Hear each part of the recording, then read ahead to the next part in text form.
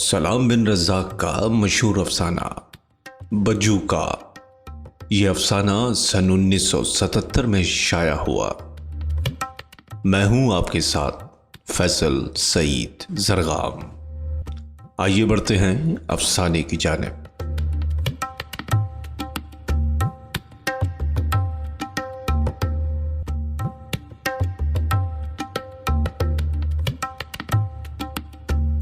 जाने ये क्या होता जा रहा है दिन ब दिन उसे, जैसे किसी ने उसके हाथ पैर बांध कर कुएं में फेंक दिया हो और वो गहरे बहुत गहरे डूबती चली जा रही हो।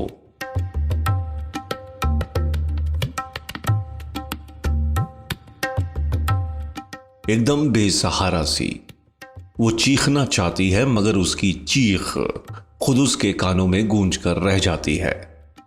इन बेआवाज चीखों से उसके कानों के पर्दे फटे जा रहे हैं। कुछ दिनों से किसी चीज में दिल नहीं लगता इसका। जी चाहता है बस चुपचाप पड़ी रहे, न हिले न डुले, न बोले न सुने।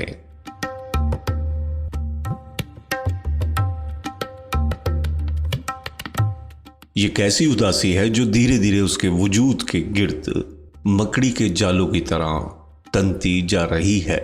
उसका जी चाहता है कि वो अपने सारे कपड़े फाड़ डाले और अपने गिर्द तने इन जालों को नोच नोच कर फेंक दे। क्यों होता है ऐसा? क्यों हो रहा है आखिर?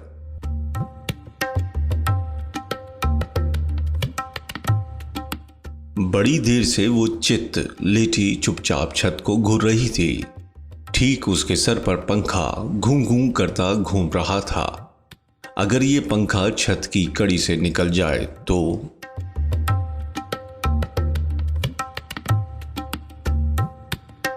उसने देखा कि घूमते पंखे से उसका कुचला हुआ सर टंगा है और खून के छींटे उड़ उड़ कर दीवारों को रंगीन बना रहे हैं।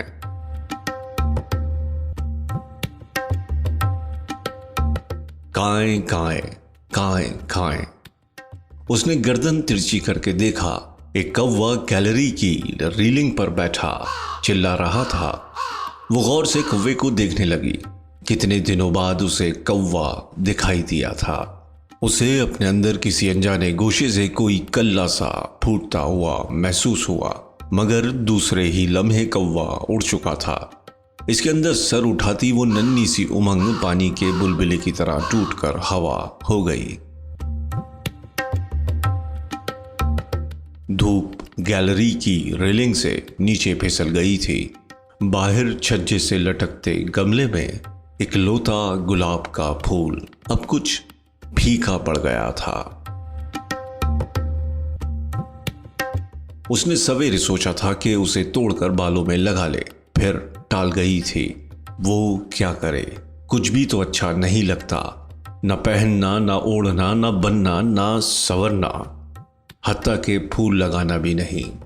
एक अजीब दम घूंटू सी धुंध मुसल्लत रहती है हर वक्त जहन पर। ऐसी बेनाम सी धुंध जिसे कुरेदने पर हर मंजर मजीद धुंधलाता चला जाता है। दूर किसी मिल का भोंपू चीखा। वो चौंक पड़ी। उसने कमरे में लटकी दीवार घड़ी की तरफ देखा। ओहो, वक्त तो हो गया। वो फुसफुसाई। फजा की घुटन कुछ और पड़ गई। दीवारें सिरक सिरक कर उसे दबोच लेने को बढ़ी। छत नीचे उतर आई और छत में टंगा पंखा उसके सर में घरघराने लगा। उफ, कितना नाकाबिले बर्दाश्त है ये सब। वो मर क्यों नहीं जाती? उसने अपनी आंखें मीच लीं। उसे अपने कमरे का फर्श धीरे धीरे जमीन में धंसता हुआ महसूस हुआ। क्या वो यहां जिंदा ही दफन हो जाएगी? उसने घबरा कर आंखें खोल दी। शाम करीब आ रही है। किसी डायन की तरह दांत निकोसती। कितना डर लगता है इसे अब शाम से। जैसे ही शाम का अंधेरा छतों पर नहीं, इसके दिल पर उतर आता हो हर रोज। कितनी भयानक होती है यहाँ की शामें, भयानक, बेजारकुन और निढाल कर देने वाली। शाम के साथ क्यों याद आ जाती है उसे आज भी।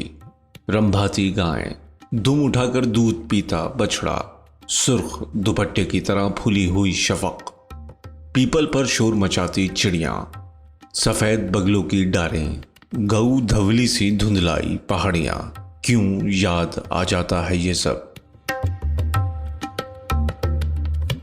काश उसे पिछला सब कुछ भूल जाए, पर क्या इतना सारा भूल जाना आसान है। टन टन टन टन। अशोक के आने का वक्त हो रहा है, अब उठ जाना चाहिए। अगर वो नहीं उठी और अशोक ने उसे इस तरह बिस्तर पर अलसाते देख लिया तो वो बहुत परेशान होगा। क्यों, तबीयत तो ठीक है, तुम्हारा चेहरा क्यों उतरा हुआ है? चलो डॉक्टर के पास चलते हैं। पिक्चर चलोगी?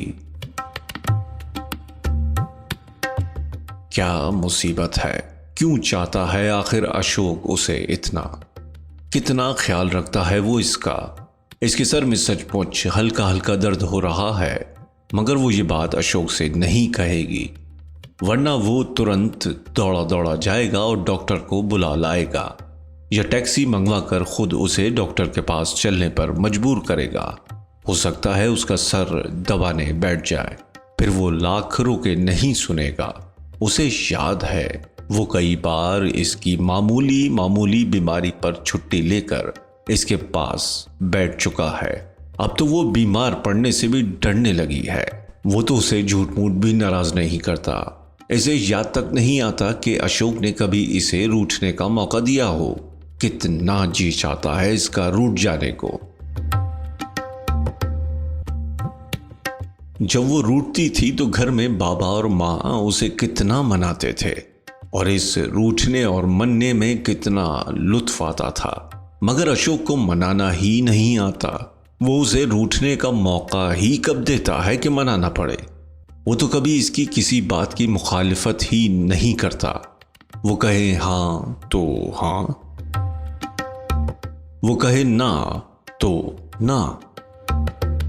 वो इसे छेड़ने के लिए रात को कभी यूं ही कह देती है, आज नींद आ रही है। तब इसके बदन पर रेंगता हुआ हाथ फौरन हट जाता है। न गुस्सा, न फिटकार, न नोच, न खसोट, बस एक सपाट सी अजबाती ताईद। अच्छा तो नींद आ रही है, सो जाओ कल। और फिर थोड़ी देर बाद कमरे में गूंजने लगते हैं बेहूदे खर्राटे। वो बेहद झल्ला जाती है। गुस्सा, निदामत और जिल्लत से उसके दिल की अजीब कैफियत हो जाती है। इसके जी में आता है वो इतने जोर से चीख पड़े कि पास पड़ोस वाले जाग जाए। अशोक घबरा कर उठ बैठे और वो अपने लंबे लंबे नाखूनों से उसका मुंह नोच डाले, मगर वो ऐसा कुछ भी नहीं कर पाती। न चीखती है, न चिल्लाती है, ना अशोक का मुंह नोचती है। बस चुपचाप पड़ी रहती है, आंखें छत पर गड़ाए। घड़ी की टिक टिक के साथ रात का सन्नाटा इसके कानों में चीखता रहता है, चीखता रहता है। शालू शालू शालू। नदी के किनारे सीपियां और पत्थर चुनते वो कितनी दूर दूर निकल जाती थी। कमला परेशान हो जाती और उसे पुकारती हुई उसके पीछे पीछे भागती रहती। शालू चल, घर चले, बहुत देर हो गई। ठहरना थोड़ी देर, कितना तो मजा आ रहा है, तुझे नहीं आता? आता है, मगर तू तो नदी के किनारे आकर जैसे पागल हो जाती है। हाँ रे, मुझे सच्ची यहाँ बहुत अच्छा लगता है।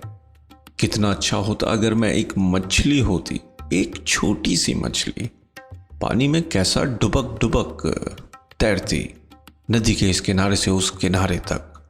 और रात को कहाँ सोती? चांद की किश्ती में। रात को चांद नदी में नहाने आता है ना, मैं उसमें बैठ जाती और रात भर नदी की खूब खूब सैर करती। तू तो पागल है। कमला बड़ी मुश्किल से उसकी चोटी पकड़कर घसीटती हुई उसे वापस घर ले आती। कभी कभी वो दोनों नदी के किनारे रेत पर कितना भागती, रेत के गोले बनाकर एक दूसरे को मारती, लोटे लगाती, एक दूसरे से लिपटती, उठती और फिर गिर जाती। नदी के किनारे इसका दिल हमेशा आवारा पंछी की तरह हवा में उड़ता रहता। और अब यहाँ उसने अपने गिर्द खड़ी नंगी और सख्त दीवारों पर नजर डाली जो चारों जानिब से उस पर झुकी हुई थी। उसे लगा वो एक मम्मी है, हजारों बरस पुरानी मिस्री मम्मी। और ये कमरा एक बहुत बड़ा ताबूत। उसने कभी नहीं सोचा था कि उसे अचानक लहलहाते खेतों, उबलते झरनों और गुनगुनाती नदियों से उठाकर यूं इतनी तंग और कड़ी दीवारों में कैद कर दिया जाएगा। वो तो जंगल का फूल थी। उसे गमले में किसने रोप दिया, बेचारा गमले का गुलाब। उसने बाहर गमले में खिले गुलाब को तासुफ आमेज नजरों से देखा। उसके घर के सामने भी एक बगिया थी। कैसे कैसे फूल खिलते थे उसमें, लाल पीले ऊदे गुलाबी। जब वो फूल तोड़ने लगती तो भंवरे कितना परेशान करते उसे, बार बार उसके कानों के पास गुन गुन करते रहते। काले काले बदसूरत भंवरे जब सुंदर सुंदर फूलों के गिर्द मंडलाते तो उसे बड़ा गुस्सा आता।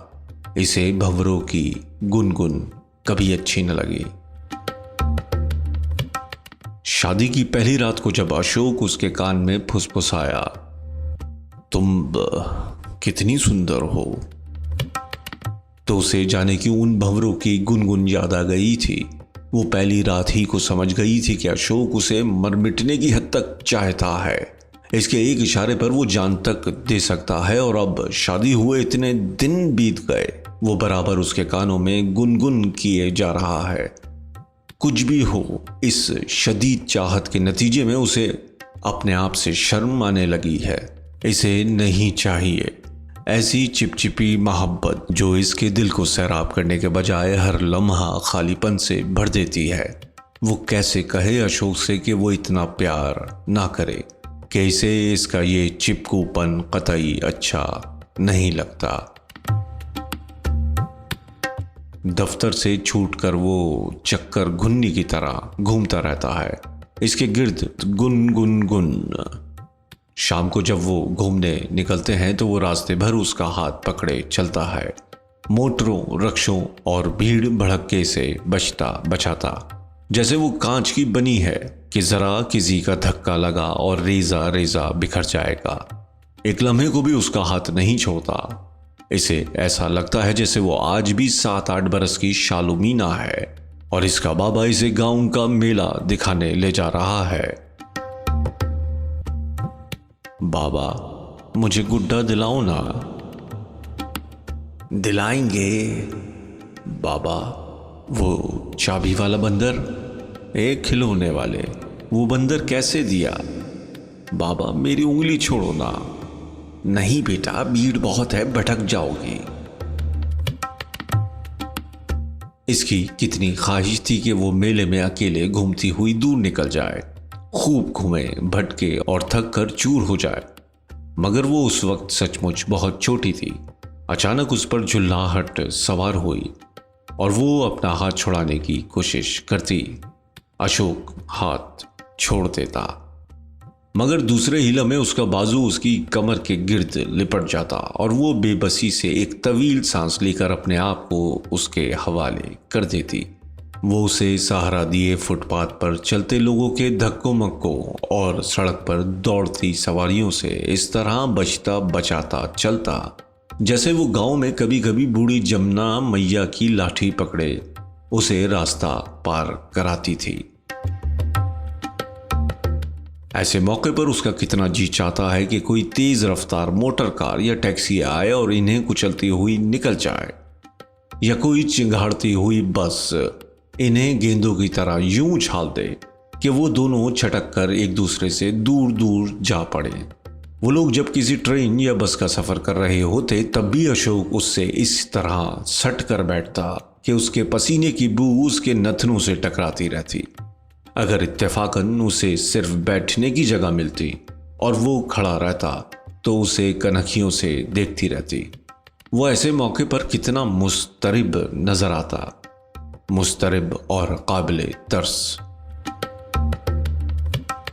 फिर जैसे ही किसी स्टेशन या स्टॉप पर इसके बगल वाली सीट खाली होती तो वो लपक कर उसके पास आ बैठता और ऐसा हशाश बशाश दिखाई देता जैसे किसी को उसका गुमशुदा बटवा अचानक मिल जाए।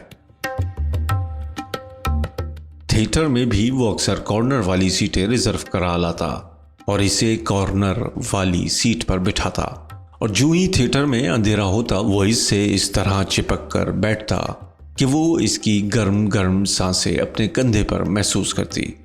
वो इसका हाथ अपने हाथ में लेकर प्यार से सहलाता रहता और इसका पिक्चर देखने का लुत्फ खाक में मिलता रहता। इसकी समझ में नहीं आता कि अशोक की इस शदीद चाह के पीछे इसकी मोहब्बत है या इसे दूसरे मर्दों से बचाए रखने की हिकमत।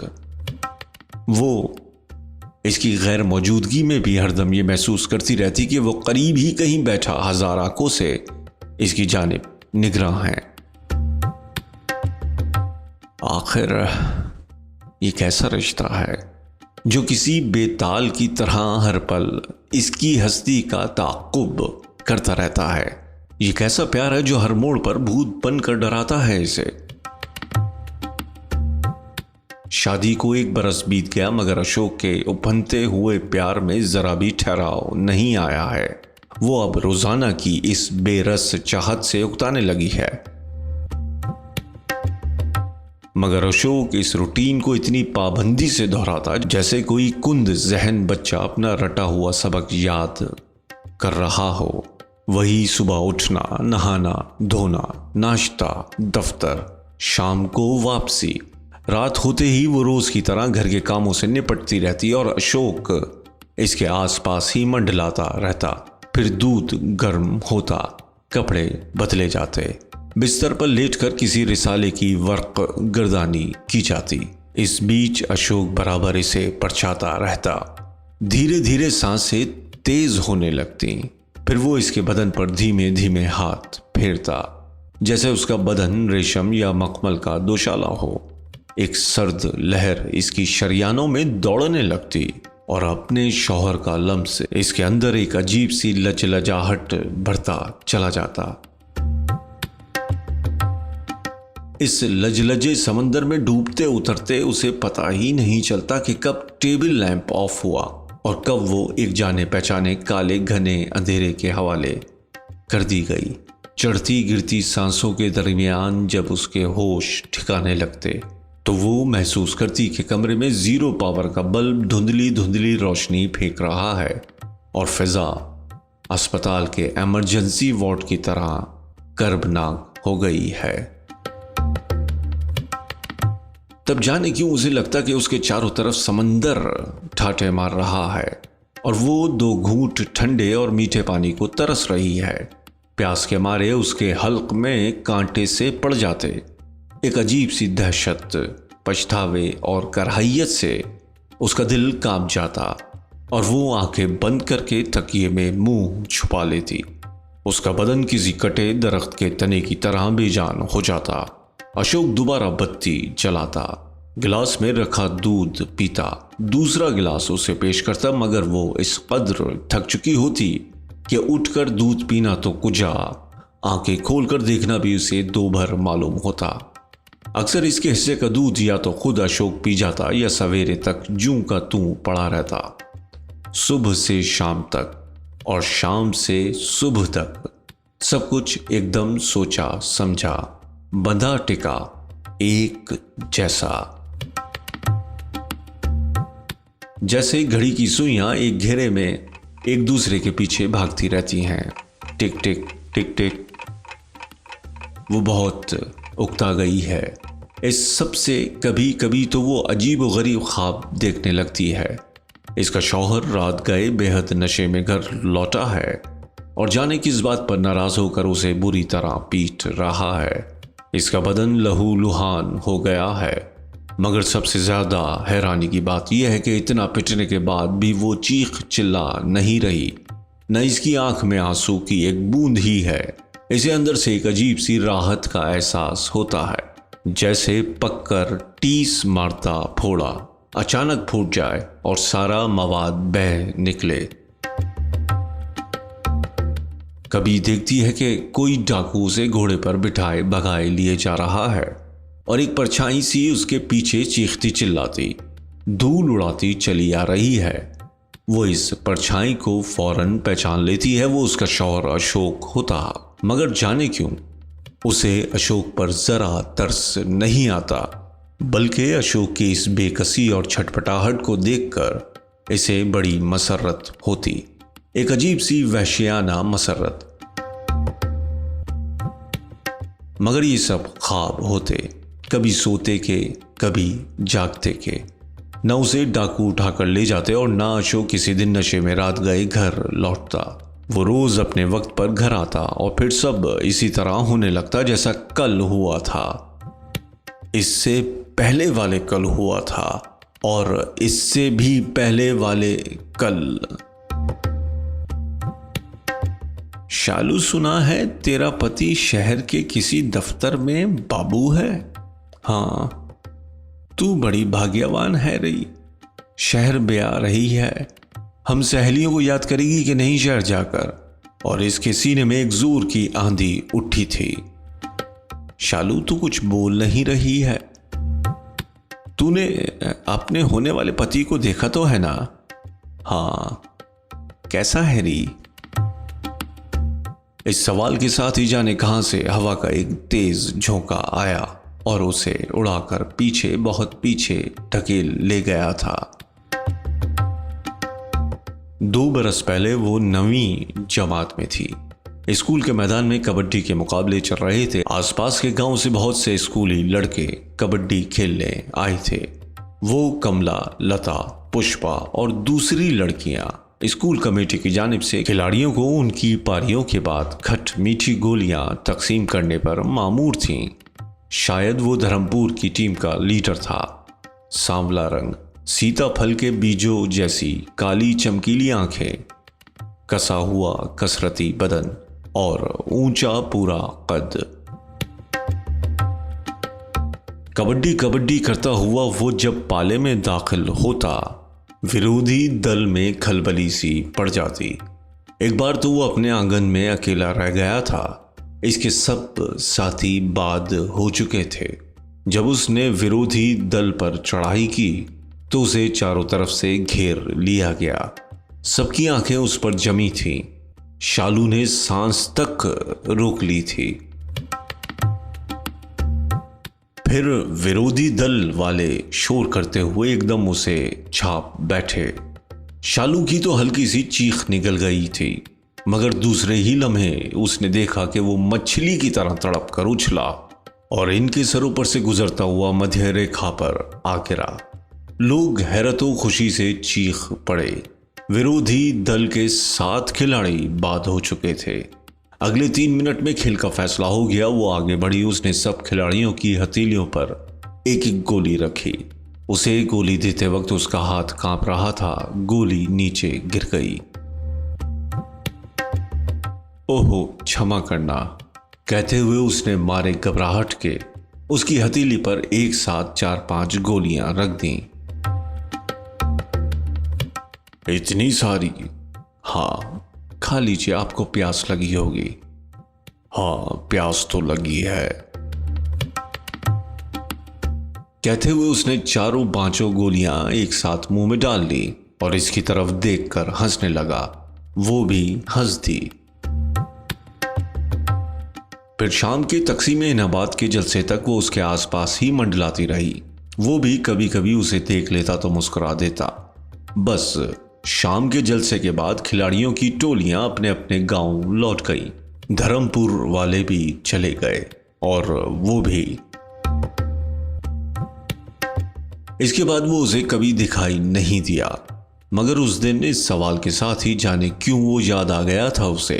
धूप में तांबे की तरह तमतमाया बदन, बाजुओं की फड़कती मछलियां, हर घड़ी मुस्कुराते होंठ और सीताफल के बीजों जैसी काली आंखें। शादी के बाद एक दिन अशोक उसे अपना एल्बम दिखा रहा था। ये देखो, ये मेरे बचपन का फोटो है। मैं किताबें लिए स्कूल जा रहा हूँ। इसमें फूल सूंघ रहा हूँ मुगल नवाब के स्टाइल में। इसमें घास पर लेटा हूँ और इसमें अपने दफ्तर के साथियों के साथ, इसमें बॉस के साथ। आपने कभी कबड्डी खेली है? वो अचानक पूछ लेती। कबड्डी? मेरा मतलब है स्कूल या कॉलेज में कबड्डी खेलते हुए कोई फोटो नहीं है आपका? बिल्कुल नहीं, अशोक फखर से गर्दन अकड़ाकर कहता है। मुझे शुरू ही से पढ़ने लिखने के सिवा खेलने कूदने में कोई दिलचस्पी नहीं थी। तुम जानती हो, मैं बीए में पूरी यूनिवर्सिटी में अव्वल आया था। वो एकदम चुप हो जाती है। उस दिन के बाद से उसे अशोक के एल्बम में कभी कोई दिलचस्पी महसूस नहीं हुई। शादी के बाद अशोक और वो पहली दफा गांव आए। शाम को वो उसे नदी के किनारे ले गई। यहां मैं और मेरी सहेली कमला घंटों सीपियां चुनती थी, घुटनों घुटनों पानी में उतरकर मछलियां पकड़ती थीं और फिर इन्हें ज्यादा गहरे पानी में छोड़ देती थी। अच्छा चलिए, आप मुझे पकड़िए, मैं भागती हूं। देखें आप रेत पर कितना तेज दौड़ सकते हैं। अशोक उसे पकड़ने के लिए दौड़ा तो था, मगर 10 कदम दौड़ने के बाद ही हाँफने लगा और वो हिरनी की तरह कलांचे भरती खेत के मेंढे पर पहुंच गई थी। उसने मुड़कर देखा। अशोक अभी नदी के किनारे ही पर था और झुककर कुछ तलाश कर रहा था। शायद दौड़ने में उसकी ऐनक गिर गई थी। इसके सारे जोश पर औस पड़ गई। सामने बीच खेत में बजूका खड़ा था। जाने क्यों इसके दिल में शदीद ख्वाहिश उठी, अशोक की ऐनक छीनकर बजूका को लगा दे। ऐनक लगाए बजूका कैसा लगेगा? बगैर ऐनक के अशोक अजीब लग रहा था। उसे बजूका को देखकर हमेशा बड़ी हंसी आती थी और जब भी वो खेत के पास से गुजरती, बजूका को एक आध पत्थर जरूर मारती। उसे मजा आता था बजूका को पत्थर मारने में। वैसे जब पहली दफा उसने बजूका को देखा था तो वो कुछ डर भी गई थी। वो उस वक्त बहुत छोटी थी। बाबा, ये कपड़े का आदमी कौन है? बाबा ने हंसते हुए कहा था। अरे मुनिया, ये आदमी नहीं बजूका है। बजूका क्या बाबा? बजूका खेतों की रखवाली करता है मुनिया। वो हंस दी। ये कपड़े का आदमी खेत की रखवाली कैसे करता है बाबा? ये तो हिलता डुलता भी नहीं। वो हिलता डुलता नहीं, मगर परिंदे और जानवर उस पुतले को आदमी समझकर खेतों से दूर रहते हैं। तब से जाने क्यों बजूका को देखते ही उसके मन में उसे पत्थर मारने की ख्वाहिश जाग उठती। टन। ओहो, 5:30। अब तो उठ जाना होगा। अशोक आता ही होगा। वो पलंग पर उठकर बैठ गई। सामने अलमारी के बड़े शीशे में उसे अपनी उलझी उलझी बिखरी बिखरी सी परछाई दिखाई दी।